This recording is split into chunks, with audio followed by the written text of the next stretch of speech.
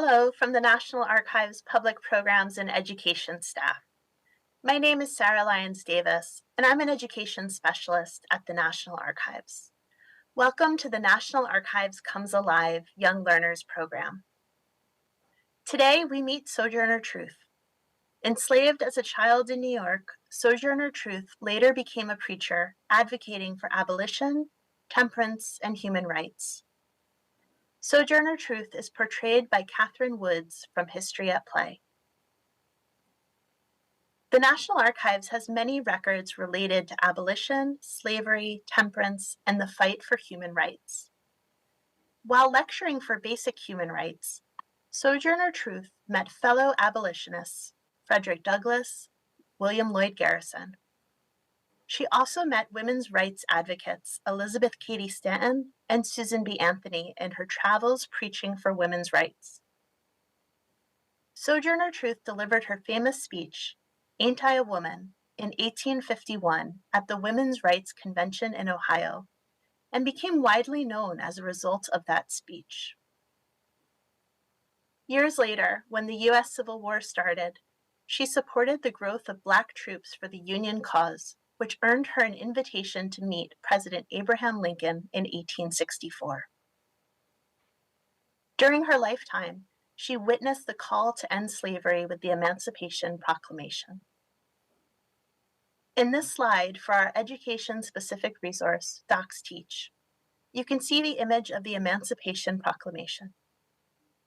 Initially, the Civil War between North and South was fought by the North to prevent the secession of the Southern states and preserve the Union. Even though sectional conflicts over slavery had been a major cause of the war, ending slavery was not a goal of the war. That changed on September 22, 1862, when President Lincoln issued his preliminary Emancipation Proclamation, which stated that enslaved people in those states or parts of states still in rebellion as of January 1st, 1863, would be declared free. 100 days later, the president issued the Emancipation Proclamation, declaring, quote, that all persons held as slaves, end quote, within the rebellious areas, quote, are and henceforth shall be free, end quote. Because it was a military measure, however, the Emancipation Proclamation was limited in many ways. It applied only to states that had seceded from the Union, leaving slavery untouched in the loyal border states. It also expressly exempted parts of the Confederacy that had already come under Union control. Most important, the freedom it promised depended upon Union military victory. Although the Emancipation Proclamation did not end slavery in the nation, it did fundamentally transform the character of the war. The proclamation announced the acceptance of Black men into the Union Army and Navy, enabling the liberated to become liberators. By the end of the war, almost 200,000 Black soldiers and sailors had fought for the Union and freedom. From the first days of the Civil War, enslaved people had acted to secure their own liberty. The Emancipation Proclamation confirmed their insistence that the war for the Union must become a war for freedom. On this slide, you can see the order known as General Order No. 3, also known as the Juneteenth Order. U.S. Major General Gordon Granger issued General Order No. 3, which informed the people of Texas that all enslaved people were now free. Granger commanded the headquarters district of Texas, and his troops had arrived in Galveston the previous day. This order represents the federal government's final execution and fulfillment of the terms of the Emancipation Proclamation. The people to whom this order was addressed were the last group of Americans to be informed that all formerly enslaved persons were now free. The effects of this order would later be celebrated as the Juneteenth holiday, a combination of June and 19th. It is also called Freedom Day or Emancipation Day, and is the oldest known celebration commemorating the end of slavery in the United States. Today, we celebrate Juneteenth, that is June 19th, as a federal holiday. Sojourner Truth's name has become synonymous in the fight for women's rights as well. In this image, we see a proclamation signed by President Jimmy Carter in 1980, citing the first official National Women's History Week, March 2nd through 9th, 1980. In 2001, President George H. Bush lists Sojourner Truth as an American to admire in celebration of African American History Month. In this image from the holdings of the Obama Presidential Library, series of presidential photographs, you can see First Lady Michelle Obama attending the Sojourner Truth bust unveiling at the U.S. Capitol in Washington, D.C., April 28, 2009. In the image, you can also see students from the Ron Clark Academy performing as part of the celebration. Today's program is brought to you from the National Archives Public Programs and Education Team and the National Archives Foundation.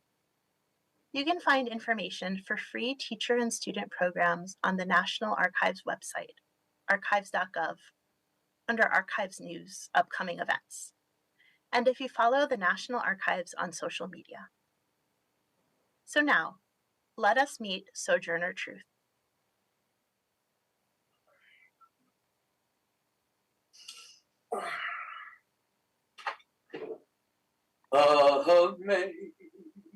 Amazing grace, how sweet the sound that saved a wretch like me. I was lost, but now I am found. Was blind, but now I see. 'Twas grace that taught my heart to fear, and grace my fears relieved. How precious did that grace appear the hour I first believed.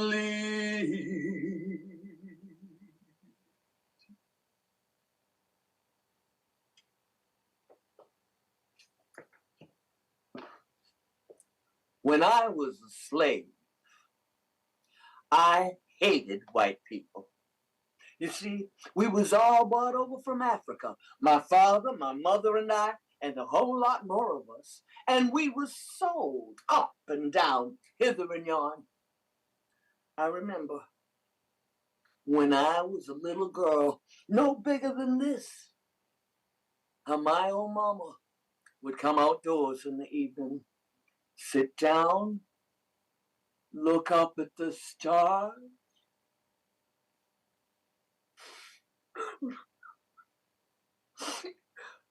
and moan.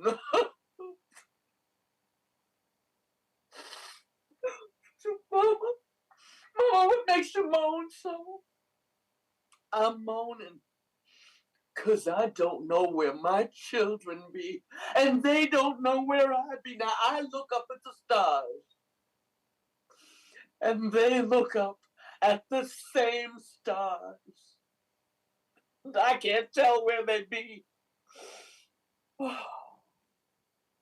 One day, child, when you're grown, you may be sold away from your mama and have great troubles come upon you.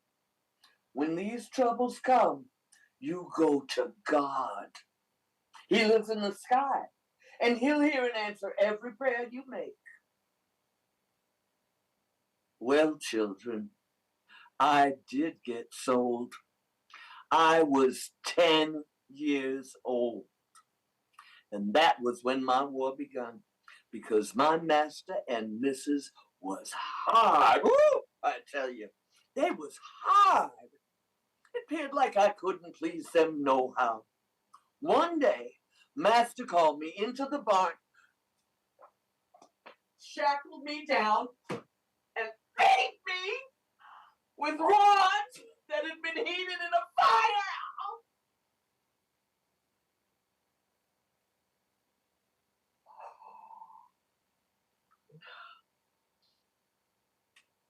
I bear the marks even today. And when I hear them talk now of beating women in their bare flesh, it makes my flesh crawl and my every hair on my head rise. That was 1 year. I stayed with the next master for another year. I stayed with the last master for 17 years when he promised me. He promised me he would free me 1 year before slaves were due to be free in New York State. That was in 1825. 1820. In 1826, I was still his slave. Oh, these slave masters are terrible for promising you this and that. Oh, if you will do that and so. And yet, when one claims that promise, they recall nothing of the kind. And you were taunted with being a liar. Oh, God, I've been asking you to make my master and Mrs. better. But you don't. Now, what can be the reason? Lord, if you came to me, I'd give you everything I have. Why don't you help me? Perhaps you can't. I'm tired of talking to God. Saying I'm just going to. I'll make the bargain with you. You help me to get away from them, and I promise I will be good. And if you don't help me, well, I don't believe I can.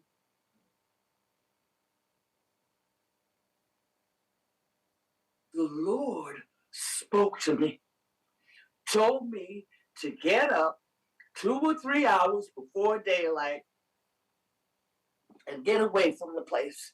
Well, children, I got up at 3 in the morning and traveled so fast that by the time the sun rose, I was clear away from the place and out of sight. And then I realized I did not know where to go. Oh, Lord, I want to thank you for starting me out on this journey. But please, give me some direction. Show me where to go. The Lord made a house appear to me in my head, told me I was to walk on till I seen that house, and asked the folks to take me in. I traveled all day, and I seen that house late at night. I went in and told the folks they was Quakers. The Lord had sent me. They took me in. Those Quakers, they treated me as kind as if I'd been one of them. And after they give me supper, they took me to a room with a great white bed in it and told me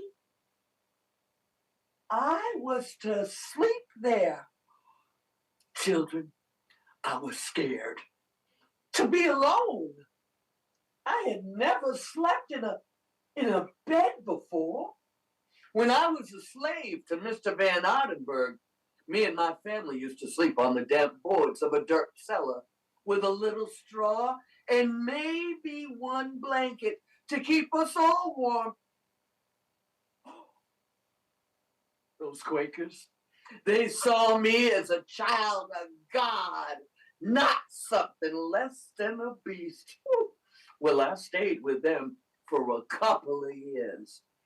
And instead of keeping my promise, I forgot all about God.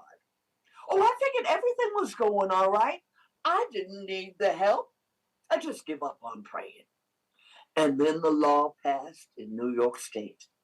Said colored folks there was all free. Oh, old master come to the house and asked me, didn't I want to go back to the old place, see my children and the folks there?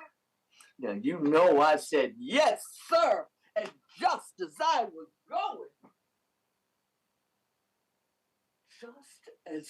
was going,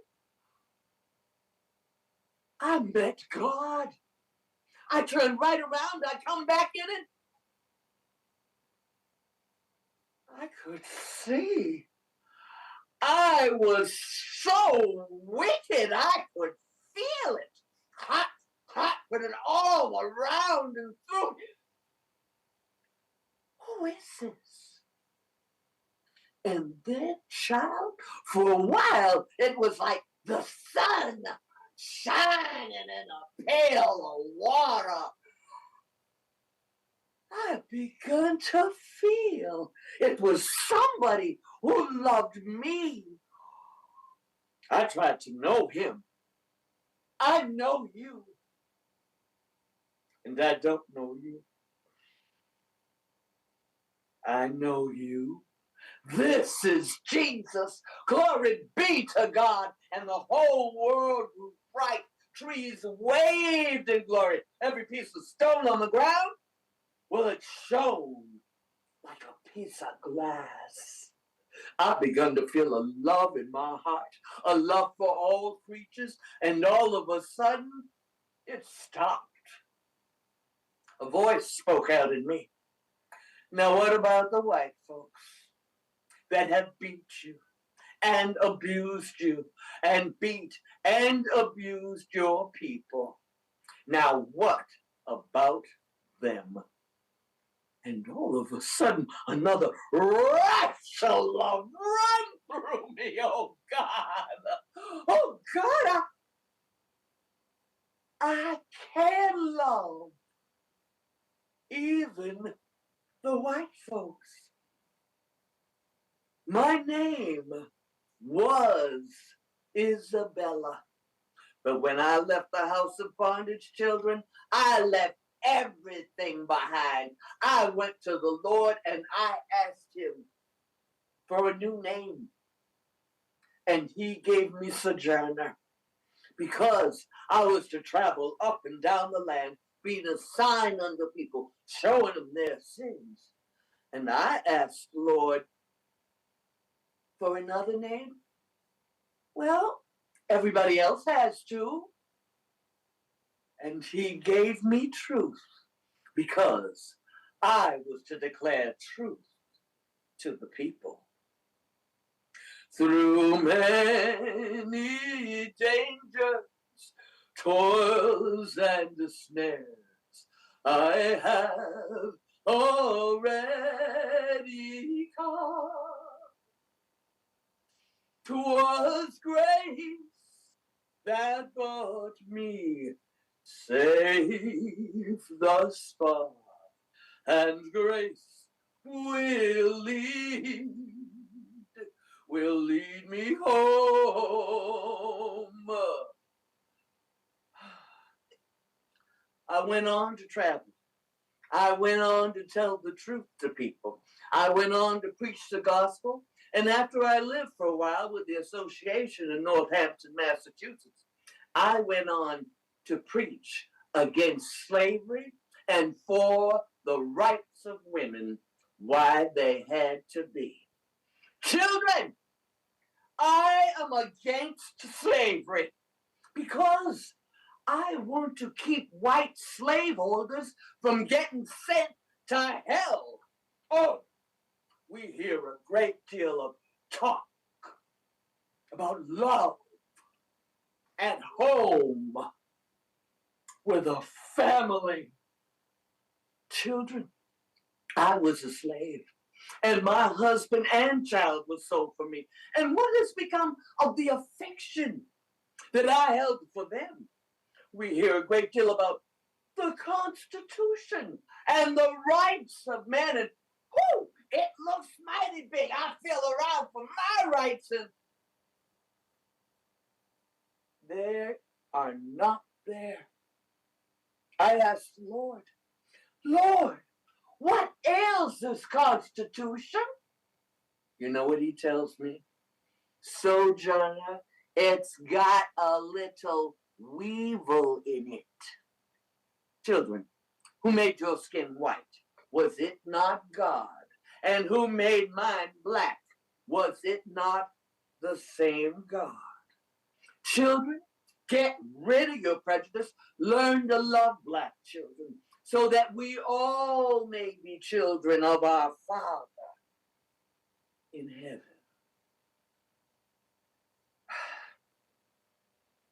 I would like to say a few words on this matter. Please, may I say a few words on this matter?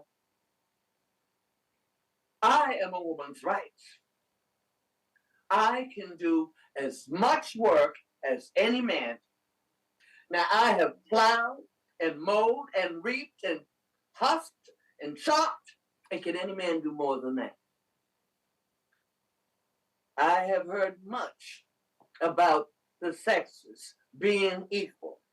Well, I can carry as much as a man and eat as much too, if I can get it. And as for the intellect, well, if women have a pint and men are quart, why can't we have our little pint full? And you men need not be afraid when you give us our rights that we shall take too much. For we can't take more than our pint shall hold. Oh, these poor men, all in confusion, don't know what to do. Well, children, if you have women's rights, give them to her, and you will feel better. You will have your own rights, and they won't be so much trouble. Now, I cannot read, but I can hear. And I have heard the Bible, and I have learned that Eve caused man to sin. Children, if women cause this world to be turned upside down, do give her a chance to turn it right side up again. Now, this lady here has talked about Jesus and how he never spurned women from him. And she is right. Now, when Lazarus died, Mary and Martha came to him and besought him with love and faith to raise their brother from the dead. And Jesus wept. And Lazarus came forth. And how come Jesus into this world? Through God who created him and woman who bore him. Man, where is your part? Oh, women are coming up. Blessed be God. And a few of the men are coming with them. But men is surely in a hard place. Oh, the poor slave is upon him. Woman coming on him. I'd say that he's somewhere between a hawk and a buzzard. He says, I need help. That man over there to step across the watercourse to pull out my own chair. And he says, I always need to have the best place everywhere because I'm a woman. Well, no one's ever carried me or gave me the best place or helped me into carriages or over the mill race. No one's ever done for me. But look at me now to my face, and ain't I a woman? Look at me, look at my arm. I have plowed and planted and gathered into barns, and no one there beside me could lurk as hard or last as long. And ain't I a woman? Ain't I a woman? 13 children I have born and raised, and seen most all of them sold off as slaves. And when I cried out in my mother's grief and rage, none but God did hear me. I have borne the burden, I can bear the lash as well. I'll stand on no more auction blocks or other pedestals. I do as much, I want as much. There ain't nothing more to tell, and ain't I a woman? Ain't I a woman? Ain't I?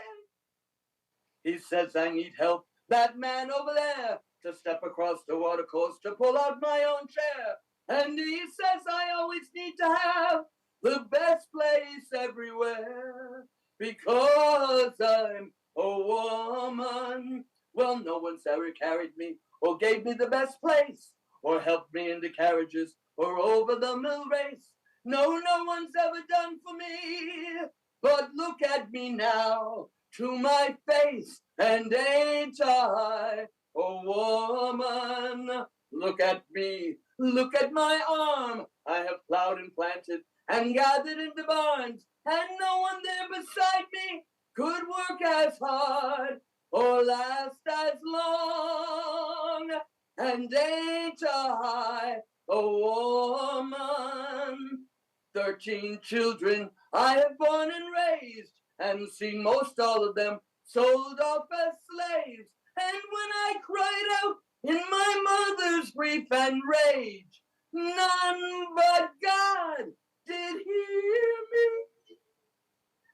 I have borne the burden, I can bear the lash as well. I'll stand on no more auction blocks or other pedestals. I do as much, I want as much. There ain't nothing more to tell, and ain't I a woman? Ain't I a woman? Ain't I a woman?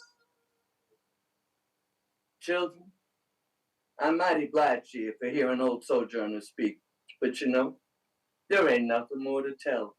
I thank you and have a blessed day.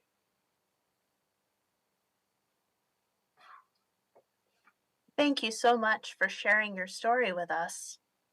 Oh, you're so welcome. I was hoping we could ask a few questions. Go right ahead, ma'am. Thank you. Have you ever had your photo taken? Oh, yes. I had my photograph on a postcard, and at the time those were called carte de visite.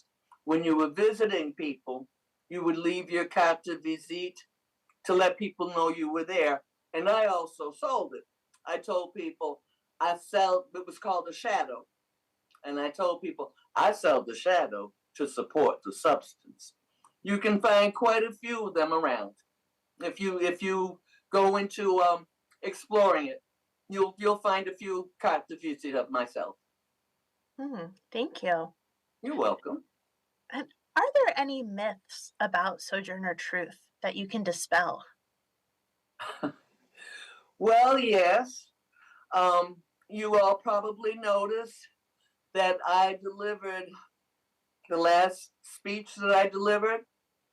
I think a lot of people are expecting something called the Ain't I a Woman speech.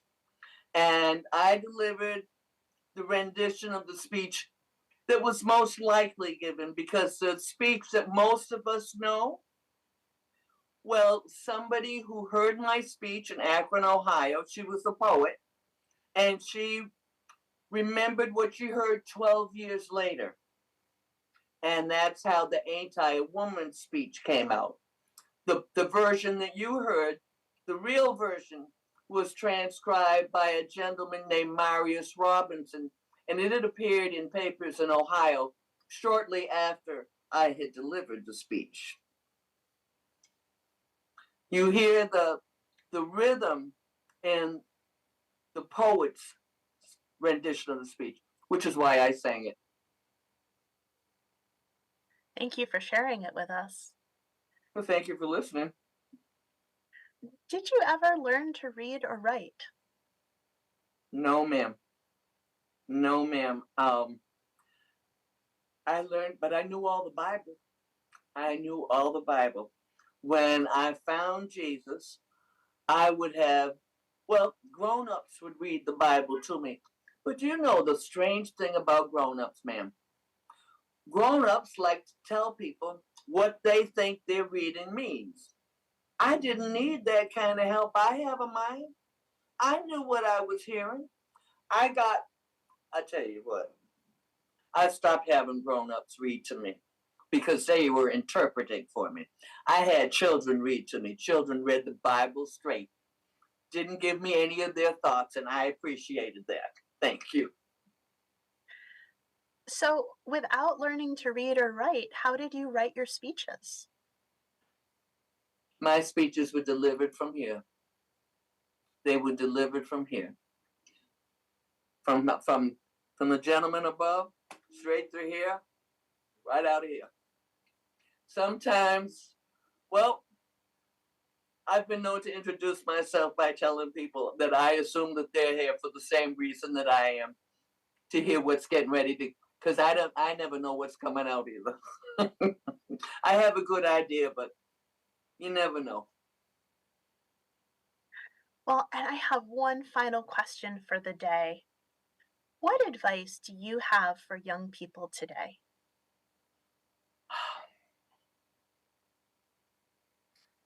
Listen to your heart. Listen to your heart. Your brain is smart, but your heart knows. Your heart knows. Listen to your heart and follow where your heart tells you to go.